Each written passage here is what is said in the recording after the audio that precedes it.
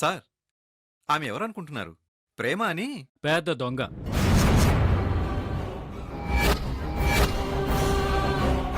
చూడండి, నిజాలు తెలుసుకోకుండా మీ ఇష్టం వచ్చినట్టు మాట్లాడకండి. అసలు అసలు మీకేం తెలుసు? తెలుసు కాబట్టే, కళ్ళారా చూశాను కాబట్టే మాట్లాడుతున్నాను. Sir sir please sir. Prema గారు, మీరు ఒక్క నిమిషం కూర్చోండి. సార్, ఈవిడ మంచి సింగర్. నేను రిక్వెస్ట్ చేసి పిలిస్తేనే ఇక్కడ దాకా వచ్చారు. నీకు సింగర్గానే తెలుసుండొచ్చు, కానీ నాకెలా తెలుసో చెప్పనా?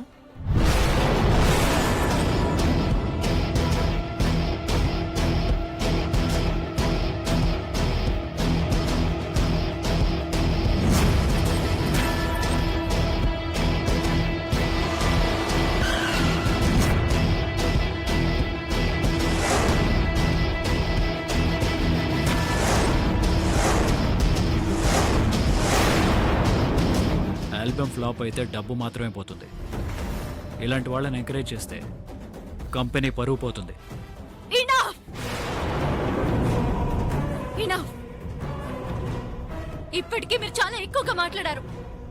సగం సగం తెలుసుకుని మీ ఇష్టం వచ్చినట్టు స్టేట్మెంట్లు ఇస్తున్నారేంటి? చర్చిలో ఏం జరిగిందో తెలుసా? ఫోన్ విషయంలో జరిగిందంటూ పూర్తిగా తెలుసా?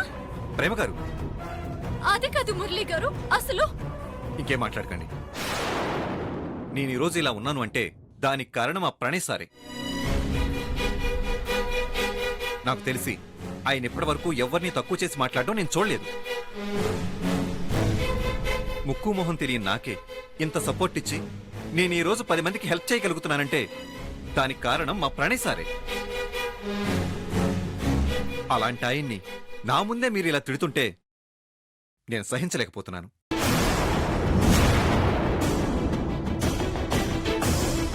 తీసుకోండి. అది కాదండి, నేను చెప్పేది వినండి. తీసుకోండి. ఈయన మీకు దేవుడై ఉండొచ్చు, అయినంత మాత్రాన నా ఆత్మాభిమానాన్ని చంపుకోవాల్సిన అవసరం నాకు లేదు.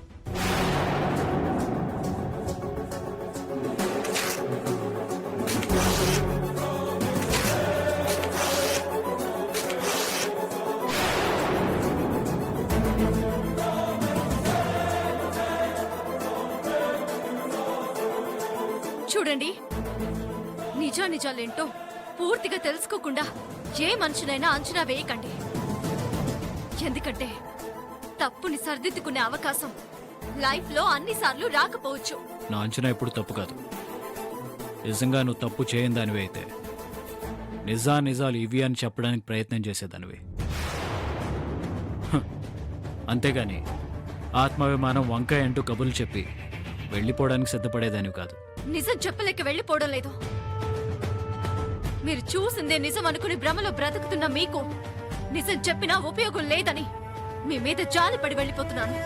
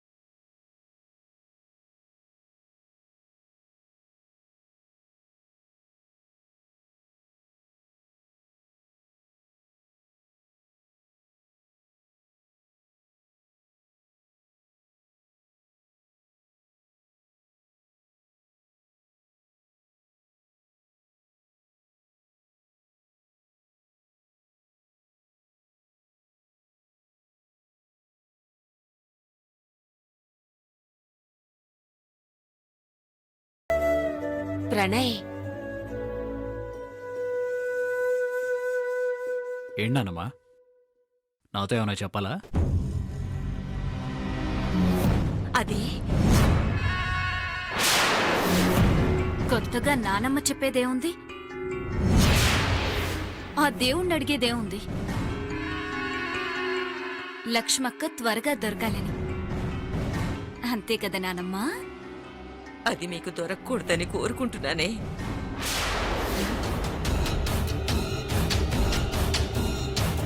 నానమ్మా, నువ్వేం బాధపడకు.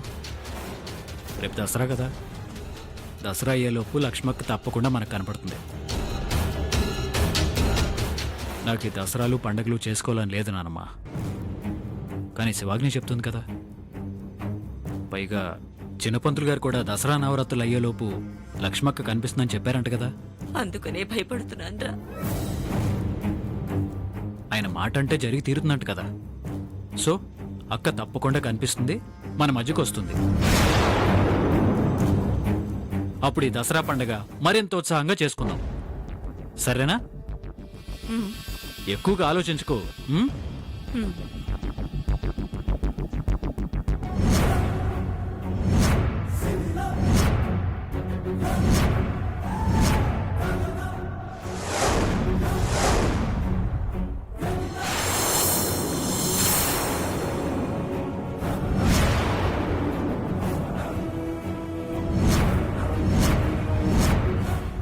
ఏవే ముసల్దానా, నీ మనవడికేదో చెప్దామని తయారయ్యా?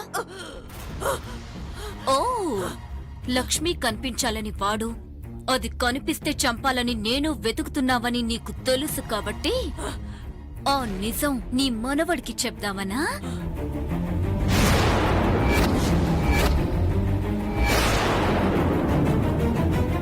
తెలిసిన విషయాన్ని నీలోనే దాచుకుంటే బ్యాలెన్స్ జీవితం బ్యాలెన్స్డ్ గా గడిచిపోతుంది.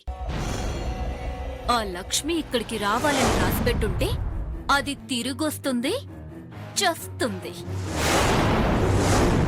అది నా తప్పెందుకవుతుంది? కనిపిస్తే దాన్ని చంపేయడం అన్నది ఫిక్స్. ఫస్ట్ ప్లేస్ దానికిచ్చాం, రెండో ప్లేస్ కోసం నువ్వు పోటీ పడొద్దు. నాకు రెండో మర్డర్ చేసే పని పెట్టొద్దు. నువ్వేదో ఆ లక్ష్మి నాకు కనిపించకూడదని దేవుణ్ణి కోరుకుంటున్నావేమో. అది జరగదు నానమ్మా. ఎందుకంటే నేను బేసిక్గా భక్తురాల్ని కదా. దేవుడు నీ వేడుకోలు కంటే నా విన్నపాలే వింటాడు. హర హర మహాదేవ.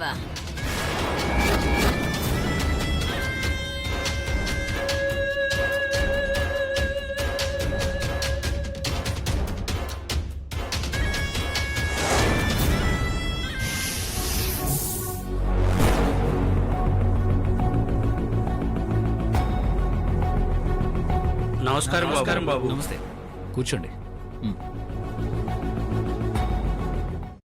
ఏం బాబు, ఇంతకీ పెళ్ళెప్పుడు చేసుకుంటారు? నా లైఫ్లో అలాంటి ఇంపార్టెంట్ డెసిషన్స్ అన్ని మా అమ్మాయి తీసుకుంటారు. అయితే ఎవరి ప్రేమలోనూ పడలేదన్నమాట. పుల్లారావు గారు,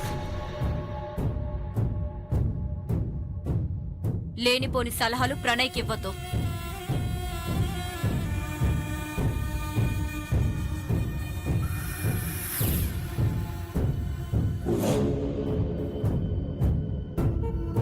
నమస్కారం అమ్మా. నమస్కారం. ఇంతకీ ఏం పని మీద వచ్చినట్టు? అదేనమ్మా, దసరా కదా, ఈ సంవత్సరం కూడా ఎప్పట్లాగే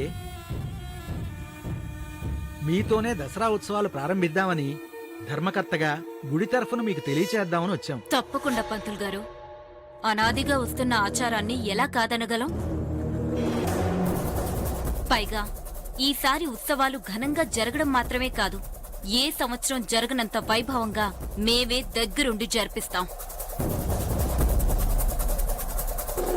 ఈ దసరా మా జీవితంలో ఒక కొత్త ఉత్సాహానికి నాంది పలకబోతోంది.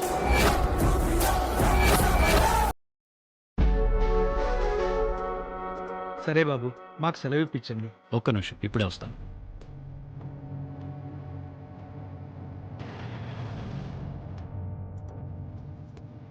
ఖర్చులకు వెనకాడకండి, ఏర్పాట్లు బాగుండాలి. సరే బాబు, అలాగే. వస్తాం బాబు.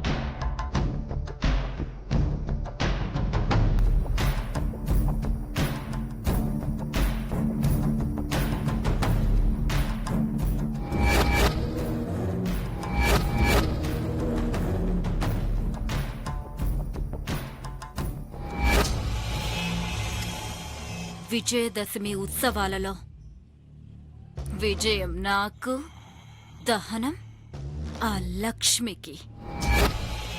హ, హర హర మహాదేవ.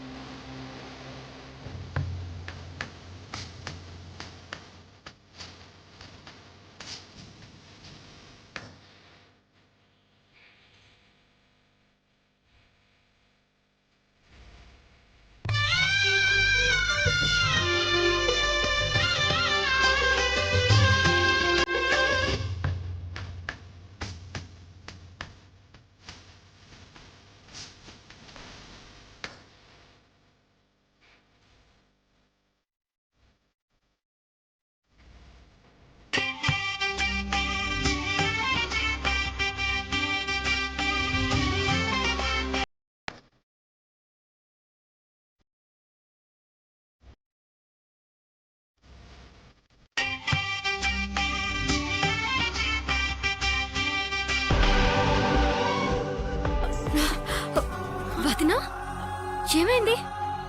ఏం లేదు ప్రేమ, తల తిరుగుతున్నట్టు అనిపించింది. పర్వాలేదు, పద. నువ్వు అలానే అంటావు. ముందు మంచినీళ్ళు తాగుదు గాని పద. రా.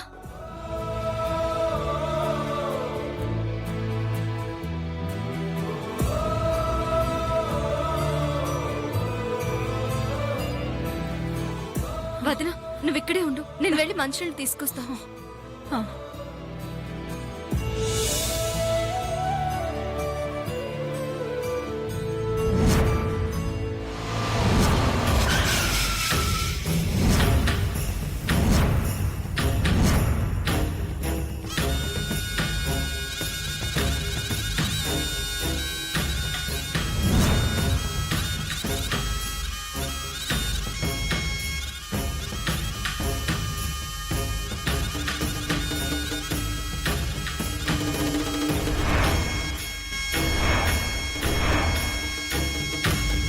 ఆ లక్ష్మి ఎక్కడుందో ఏంటో అన్ని గుళ్లలోనూ గంజిమామ వెతుకుతుంది.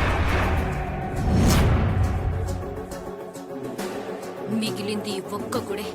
ఈ ఒక్క గుళ్ళోనే ఖచ్చితంగా ఆ లక్ష్మి దొరికితే నేను అనుకున్నది జరుగుతుంది.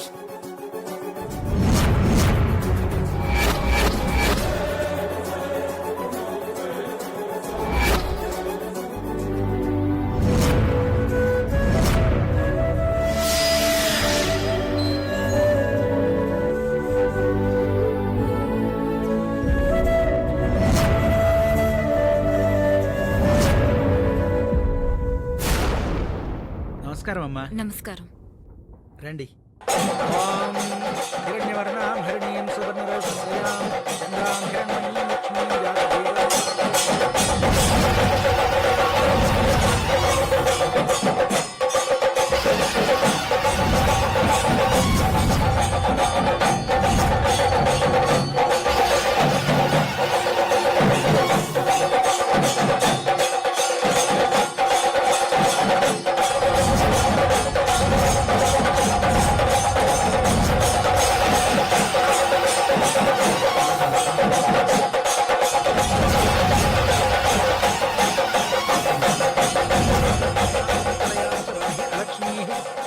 అమ్మా భవానీ, నా మనవరాలు ఈ రాక్షసి కంట పడకుండా చేయి తల్లి.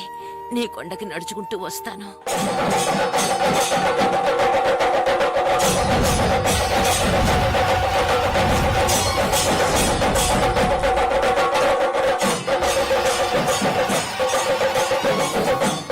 ఈ ఏడు దసరా ఉత్సవాలు ఇంత ఘనంగా జరిపిస్తున్నందుకు ఆ అమ్మ ఆశీర్వాదం మీకు ఖచ్చితంగా ఉంటుందమ్మా.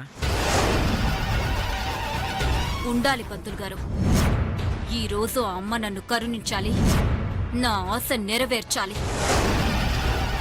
అదే గనుక జరిగితే అమ్మవారికి సంవత్సరానికి ఒకసారేంటి ప్రతిరోజు ఉత్సవాలు జరిపిస్తాను. మా లక్ష్మక్క మా కంట పడాలి.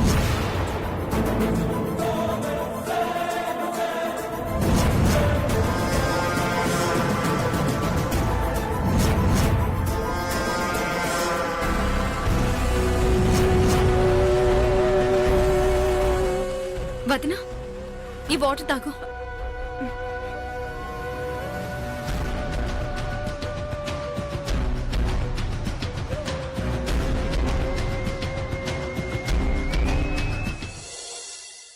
పద వెళ్దాం.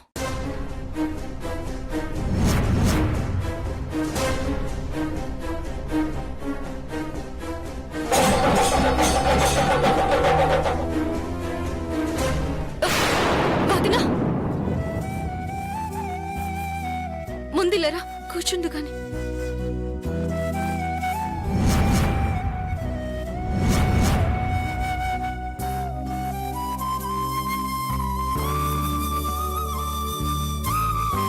ఇప్పుడెలా ఉంది వదినా? ఉపవాసం కదమ్మా, నీరసంగానే ఉంటుంది. అమ్మ సన్నిధిలోనే ఉన్నాం కదా, ఏం కాదులే. వదినా, నీ మొక్కుని నీకు బదులుగా నేను చెల్లిస్తాను. హ్మ్? యాచుల్ మావయ్య చెప్పారు కదా, ఎవరైనా చెల్లించొచ్చని. కానీ ప్రేమ, నేను ఏ, నేను నీ బదులుగా మొక్కు తీరిస్తే మీ అమ్మవారు అలుగుతుందా? అయ్యయ్యో, నువ్వు దీక్ష చేసిన విషయం తనకు తెలీదా? భిక్షాటన చేసిన సంగతి కూడా తెలీదా? ఒంట్లో బాగోలేకపోయినా తన మొక్కు చెల్లించటానికి నువ్విక్కడి దాకా వచ్చావని తెలీదా? నీ పరిస్థితి కూడా తెలీదా? ఏం కాదులే వదినా, నీ మొక్కుని నేను సమర్పిస్తాను. హ్మ్? సరే వెళ్ళు. గుడి చుట్టూ 11 ప్రదక్షిణలు చేసి అప్పుడు ముడుపు చెల్లించు, సరేనా? హ్మ్, సరే. పూజ ప్రారంభించమంటారా అమ్మా? కానివ్వండి.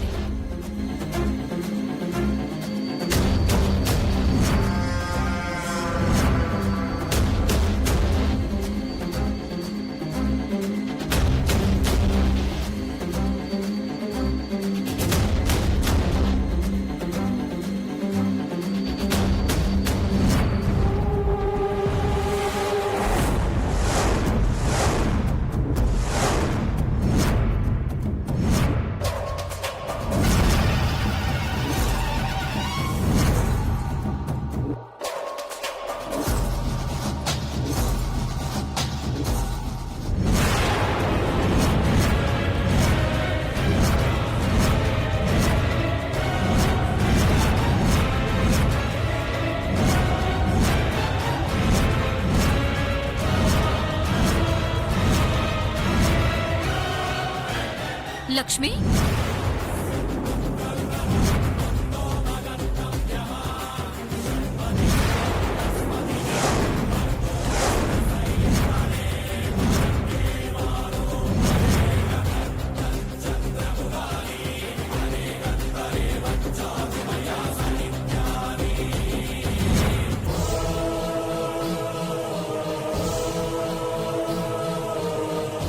అరే, భిక్షాటన చేసిన డబ్బులు ఇక్కడే ఉన్నాయి. వీటితో కదా ప్రదక్షిణలు చేయాల్సింది.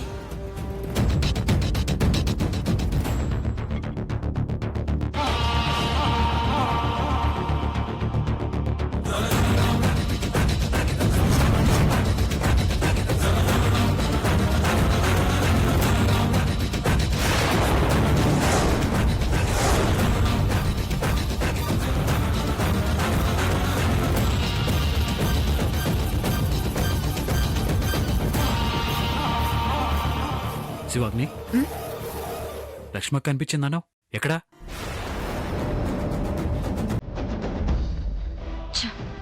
అనుకోకుండా లక్ష్మి అని బయట కనేసినట్టున్నాను.